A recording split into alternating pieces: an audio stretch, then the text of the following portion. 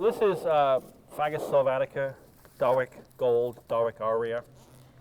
And as you can see, it's an upright form of beech. Dawyck is a garden in England, and these selections, and they're known for their trees.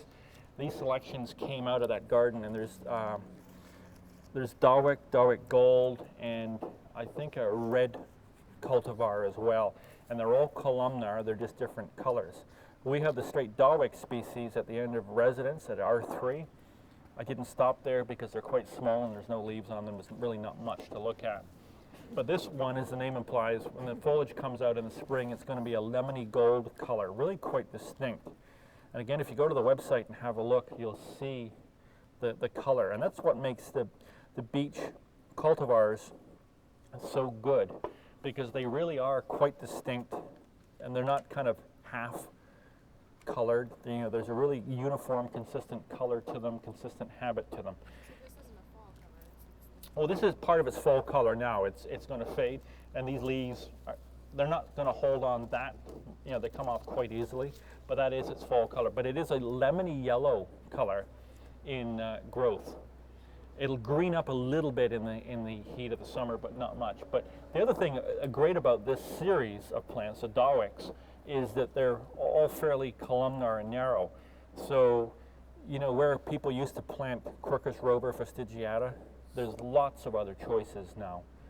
But you seldom see them being used, and it's purely out of ignorance. People don't know about them or don't want to do the research and find trees that are suitable for those environments.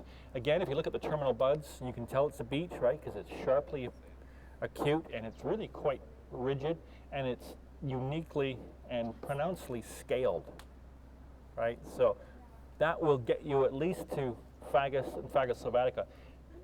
If we were comparing this to Fagus grandifolia, our native beech, the buds on grandifolia are very, very slim. Same characteristics, but much, much slimmer. And these ones are really quite thick and plump. These are great, great trees. We actually had one of the biggest Fagus sylvatica fastigiatas on campus here. We tried to save it. This was before the horticulture program.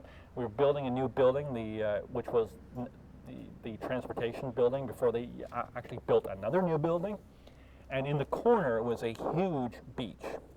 And we were looking at trying to save it, but because it was planted so tight to the building, we couldn't get a tree spade in to get it out, so they had to saw it down. But it was one that had been here for close to 40 years, 50 years. Beeches as a species will live a very, very, very long time, hundreds of years.